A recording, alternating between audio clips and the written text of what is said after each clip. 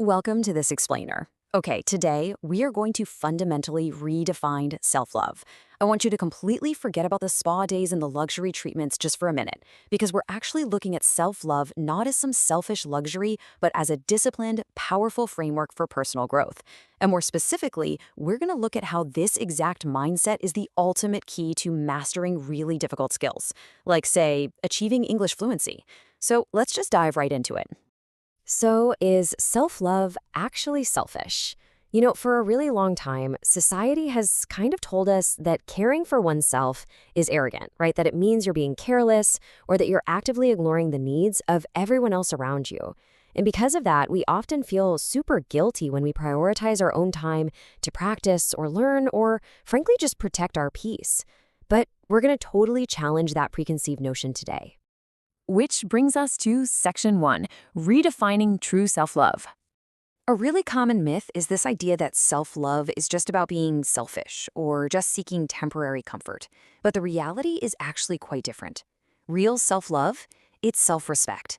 It means you truly understand your value. It means you finally stop saying yes when your heart is practically screaming no. You're not choosing to hate other people. You are simply choosing to stop hating yourself. It's really all about choosing your future over temporary comfort and unnecessary drama. Moving right along to Section 2, Your Inner Voice Matters. Now, I want you to really think about this powerful analogy. Just imagine speaking to a child who is learning something brand new. Would you ever shout at that child for every single mistake? Would you tell them they're totally useless and they're never going to improve? Well, unless they just poured paint all over your laptop. Kidding. But seriously, of course not. You'd encourage them, right? You'd say, hey, try again. Mistakes are totally fine.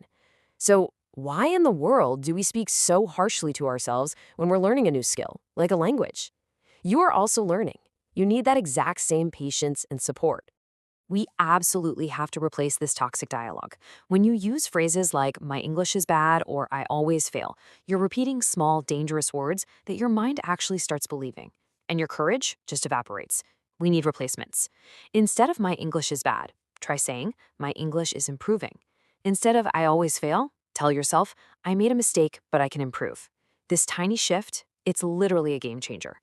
Because when your words change, your mindset changes, and then ultimately, your actions change. All right, Section 3, Acceptance during growth. A seed is not useless because it is not a tree yet. Wow, what a beautiful metaphor. Just because you're a beginner or just because you make grammar mistakes and get super nervous when you speak, that does not mean you are weak or worthless. You are becoming. You're a seed that is growing, and honestly, that is more than enough reason to love yourself right now. So, the really crucial point to take away here is this. Accepting yourself does not mean you just stop improving. It simply means you accept your current level, but you still put in the work for a better one. It means putting an end to the self-hate while you improve.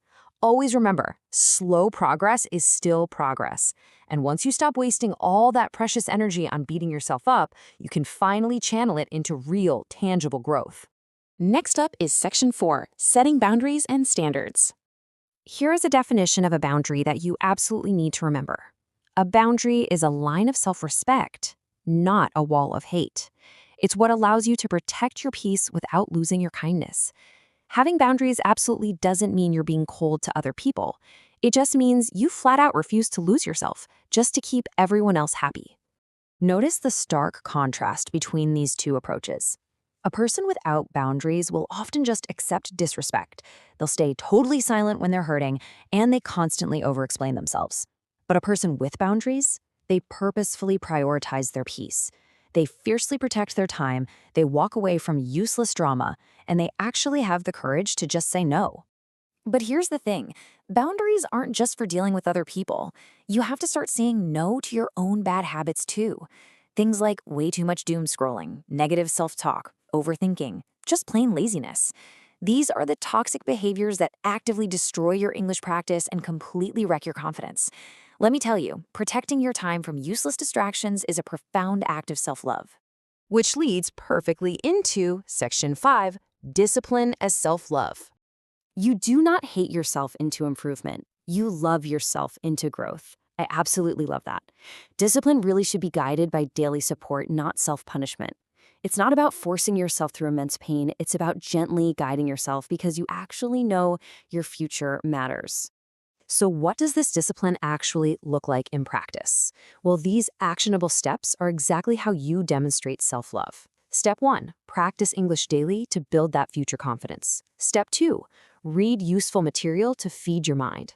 Step 3, actually go to sleep on time because you respect your body and health.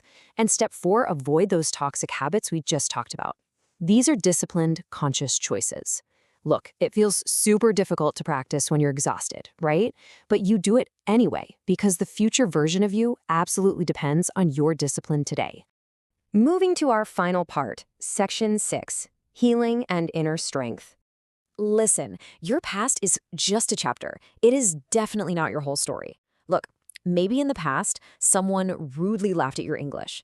Maybe they corrected you incredibly harshly and you felt super embarrassed and just threw your hands up and quit. It happens. But you cannot let that past experience stop your future fluency. You have to use that past as a lesson, not as a prison. You're simply not the same learner anymore. You have full permission to begin again. The really crucial point here is developing real confidence. See, fake confidence constantly needs attention, it compares itself to others, and it shatters pretty easily under criticism. But real confidence, that comes with an inner peace. It listens, it learns, and honestly, it operates completely independent of other people's approval. When you have that kind of inner strength, you don't just stop speaking because someone might laugh at you. You know that failure is just a stepping stone, a lesson, not your entire identity. To really lock all this in, here are 3 daily mantras you should focus on. Because self-love isn't just some passing mood, you know? It's a daily, active decision. Remind yourself constantly, I matter. I am learning. I keep going. Seriously, say these out loud to yourself. Stick them on a Post-it on your mirror. Do whatever it takes to make your inner voice kind, strong, and hopeful. And we're going to leave you with this final provocative thought today. Will you choose the temporary comfort of today or the discipline that your future self actually deserves? Every single time you choose what is good for your growth, you are telling yourself that your life matters. So stop waiting for the perfect conditions. Take just one small step today and love yourself right into the growth you deserve. Thanks so much for joining me on this explainer and keep on learning.